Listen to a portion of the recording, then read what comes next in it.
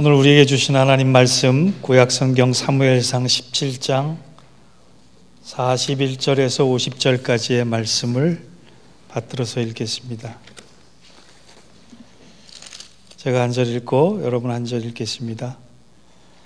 블레셋 사람이 방패든 사람을 앞에 세우고 다윗에게로 점점 가까이 나아가니라. 그 블레셋 사람이 둘러보다가 다윗을 보고 업신여기니 이는 그가 젊고 붉고 용모가 아름다움이라. 블레셋 사람이 다윗에게 이르되 내가 나를 개로 여기고 막대기를 가지고 내게 나아왔느냐 하고 그의 신들의 이름으로 다윗을 저주하고, 그 블레셋 사람이 또 다윗에게 이르되 내게로 오라. 내가 내 살을 공중의 새들과 들짐승들에게 주리라 하는지라.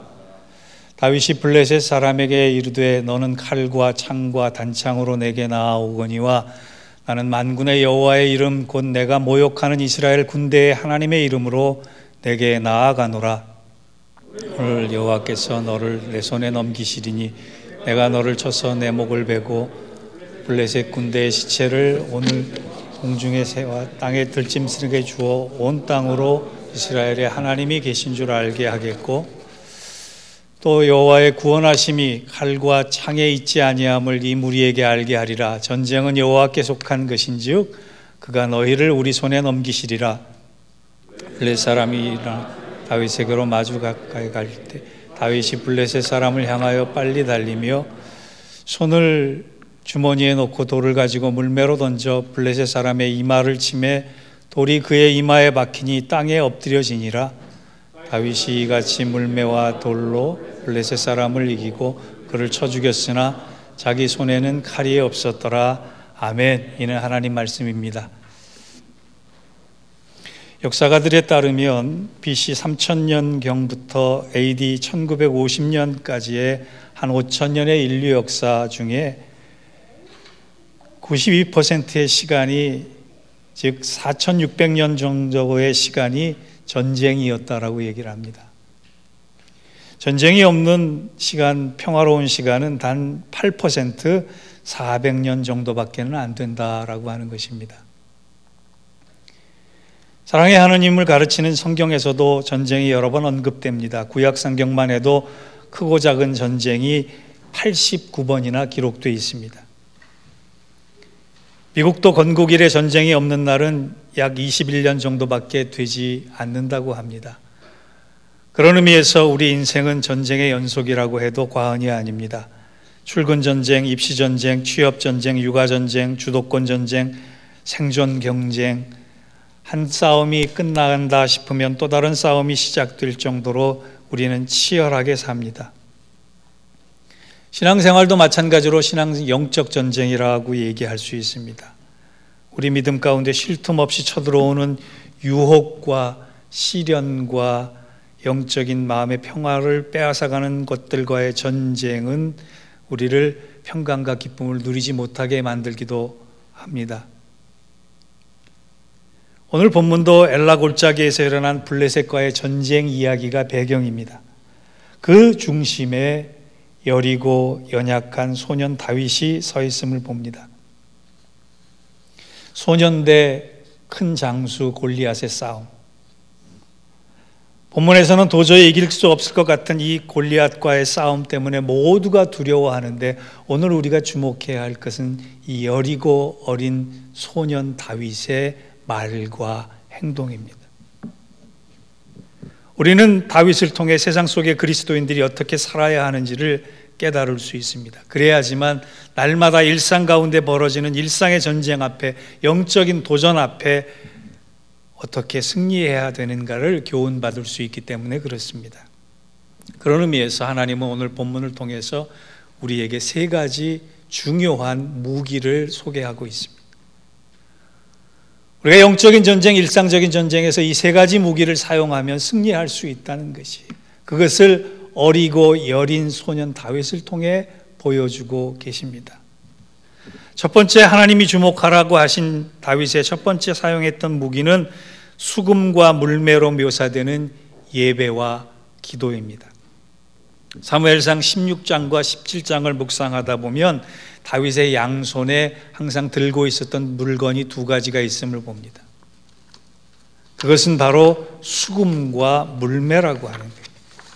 수금은 빈들에서 양을 치던 다윗의 손에 의해서 하나님을 찬양했던 도구입니다. 또 한편으로 물매는 양을 지키고 보호했던 돌입니다. 그런데 중요한 것은 이 하찮아 보이는 물건인들이 골리앗과의 전쟁에서 아주 놀라운 모습으로 사용된다라고 하는, 정확히 얘기하면 하찮고 보잘것없는 이 두 가지 물건을 하나님께서 사용하셔서 골리앗을 이기게 만드셨다라고요. 이 두 가지 물건이 가진 의미가 무엇이겠습니까? 첫째, 수금이라고 하는 것은 빈들에서 외로운 자리에서 고독한 시간에 틈나는 대로 하나님 앞에 드렸던 예배자 다윗의 모습이에요. 홀로 있다고, 고독하다고, 외롭다고 그는 낙심하지 않았습니다. 홀로 있는 시간에, 외로운 시간에, 고독한 시간에 오히려 하나님을 향하여 수금을 들고 찬양하고 예배했다라고 하는 거예요. 또 하나, 물매는 힘겹고 고달픈 위협 앞에 결코 물러서지 않는 담대함을 가지고 기도했던 기도자 다윗의 모습이에요. 여러분, 왜 수금과 물매를 주목해야 하느냐?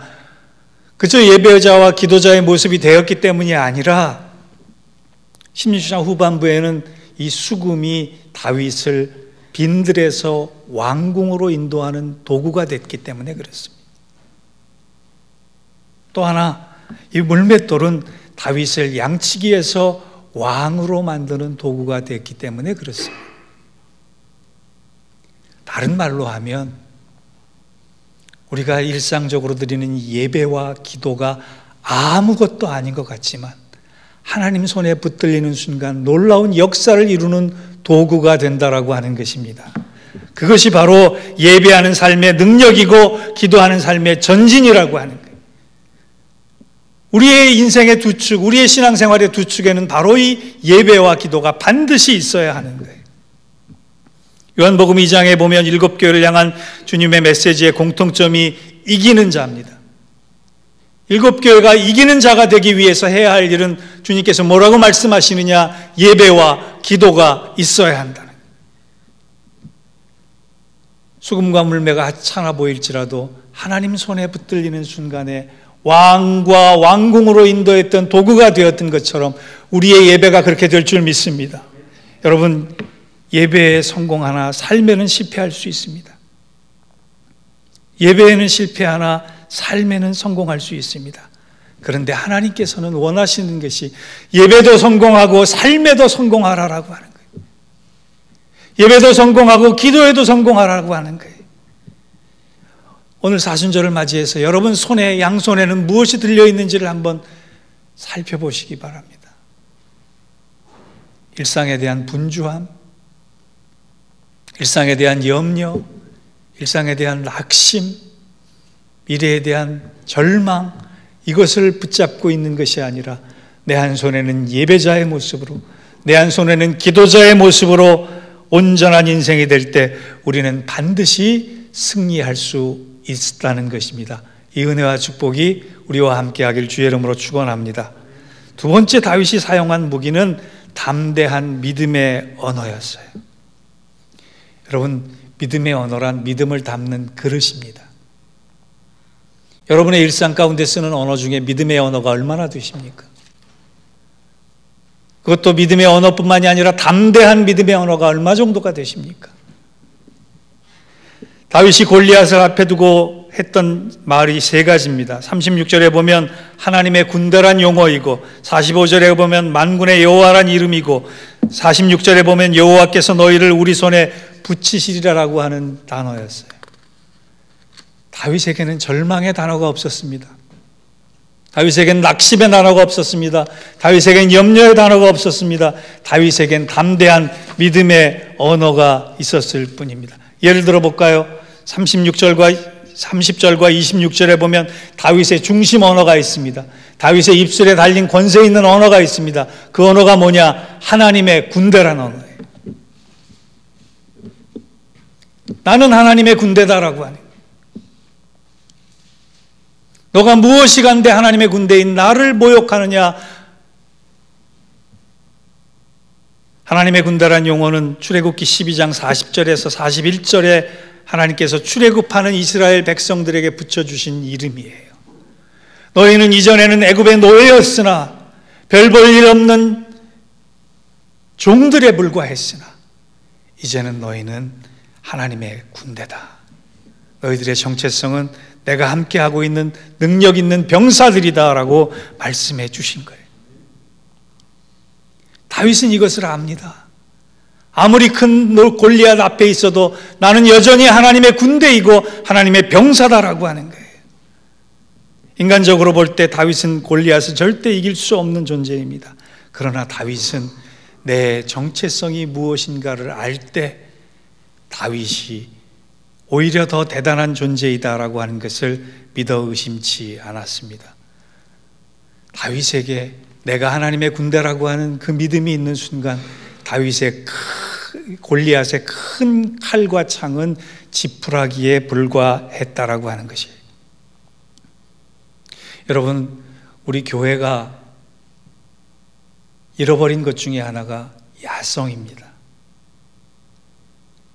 싸움의 대상을 향해서 용기를 가지고 담대하게 나갈 수 있는 야성을 잃어버린 것이 얼마나 불행한 일인지 몰라요.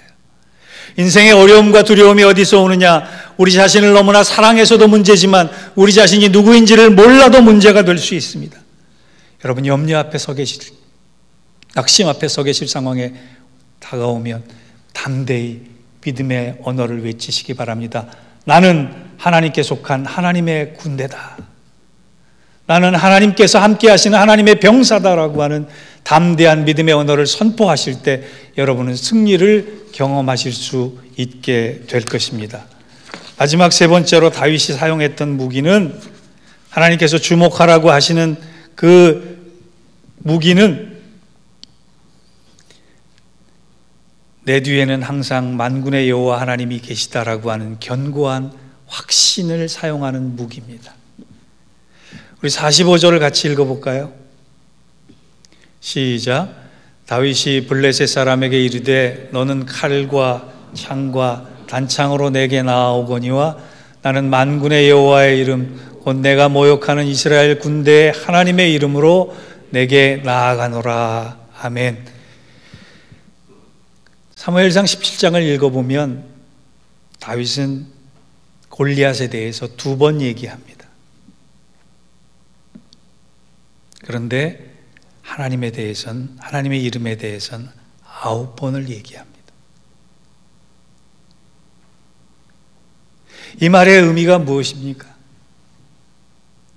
다윗이 주목하고 있는 것은 지금 골리앗이 아니란 얘기예요. 눈앞에 떡 버티고 있는 대단한 장수가 아니라는 얘기예요. 대단한 문제가 아니라는 얘기예요. 대단한 장애물을 주목하고 있는 것이 아니에요. 다윗이 주목하고 있는 것은 하나님의 이름이었습니다. 다윗이 주목하고 있는 것은 하나님의 능력이었습니다. 다윗이 주목하고 있는 것은 하나님의 영광이었습니다. 문제 뒤에서 숨어서 문제를 다스리시고 문제보다 크신 하나님의 이름을 주목했다라고 하는 거예요. 근데 이스라엘 군사들은 어떻게 했어요? 거인 골리앗만 바라보았던 것입니다. 살아계신 하나님의 통치를 놓쳐버린 것입니다. 여러분, 우리도 그렇습니다. 염려를 너무나 많이 묵상하고, 절망을 너무나 많이 묵상하고, 아픔을 너무나 많이 묵상하고, 상처를 너무나 많이 묵상하고 있지는 않습니까? 왜 많은 그리스도인들이 풀이 죽고 근심하고 사느냐? 인디언 원주민 선교를 하는 이상혁 선교사님이 쓴 채워주심이라는 책이 있는데 그 책을 보면 아주 인상적인 구절이 나와요. 뭐라고 나오느냐? 그는 이렇게 얘기합니다. 그리스도인들이여, 2가지 중에 하나만 하라. 기도를 하든지 걱정을 하든지 2가지 중에 하나만 하라. 만일 걱정이 되면 기도하라. 그러나 기도하면서 걱정하지는 마라. 여러분, 저와 여러분이 걱정도 하고 기도도 하지 않습니까? 염려도 하고 근심도 하고 있지 않습니까? 그러면서도 기도하려고 애쓰지 않습니까? 아닙니다. 기도와 염려 중에 무엇을 택하시겠습니까? 지금 다윗은 골리앗을 향해 당당하게 선포합니다. 눈에 보이는 세상을 향해 나는 너를 보지 않는다. 너를 주목하지 않는다. 너에게 관심을 가지지 않는다. 오히려 나는 내 뒤에 계시는 나의 하나님께 주목하고 나의 하나님께 붙들리고 나의 하나님을 바라본다라고 담대히 선언하는 것입니다. 특이하게도 다윗이 붙잡았던 만군의 여호와라고 하는 단어는 복수형입니다. 여호와 짜바옷, 다나온 정복전쟁에 하나님이 이스라엘 백성들에게 가르쳐 주었던 그 여호와 짜바솥을 주목하는 거예요. 만군의 여호와란 말은 골리앗의 숫자보다, 골리앗의 능력보다, 골리앗의 권세보다 내 눈에 보이지 않아도 나를 돕는 하나님의 능력과 하나님의 군사들의 숫자가 더 많다라고 하는 것을 확인시켜주는 증거가 아니고 무엇이겠습니까?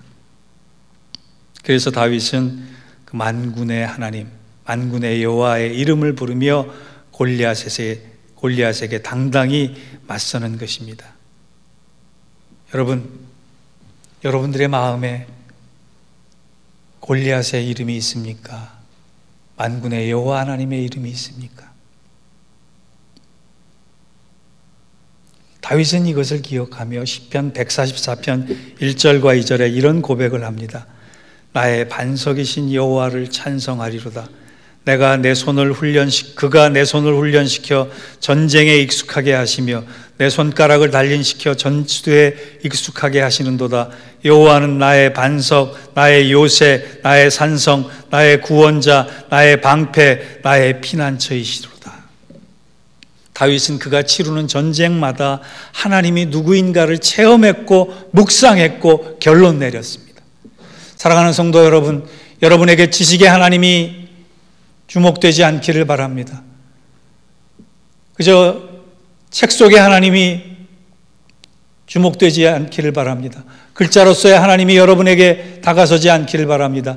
오로지 체험된 하나님, 살아계신 하나님, 능력의 하나님이 여러분의 하나님 되시기를 바랍니다. 다윗은 전쟁터에서 골리앗을 2번 말했지만 여호와 하나님에 대해서는 9번 얘기했어요. 아니, 정확히 얘기하면 9번을 불렀습니다. 부른다라고 하는 것은 의지한다라고 하는 뜻입니다. 부른다라고 하는 것은 붙잡는다라고 하는 뜻입니다. 부른다라고 하는 것은 다른 것은 주목하지 않겠다라고 하는 결단이에요. 다윗이 세상을 이기는 길은 골리앗을 내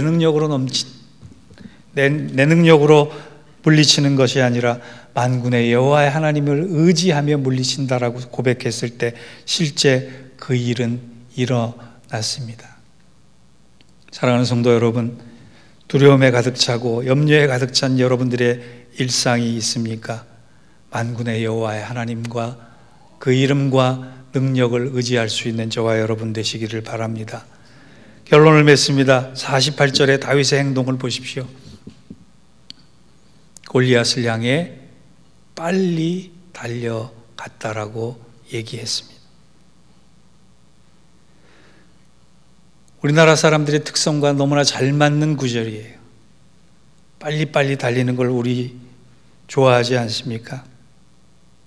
근데 여기서 빨리라고 하는 단어는 주저하지 않다라고 하는 단어입니다. 마하르라고 하는 단어는 빨리라고 하는 단어보다 주저하지 않다라고 하는 단어예요. 그가 주저하지 않고 달릴 수 있는 이유, 그가 골리앗을 향해 주저하지 않고 발걸음을 내디딜 수 있는 이유, 그가 골리앗의 머리를 향해 주저하지 않고 돌을 던질 수 있었던 능력, 믿음, 그것은 이 전쟁은 나의 전쟁이 아니라 하나님의 전쟁이기 때문이라고 하는 믿음이 있었기 때문입니다.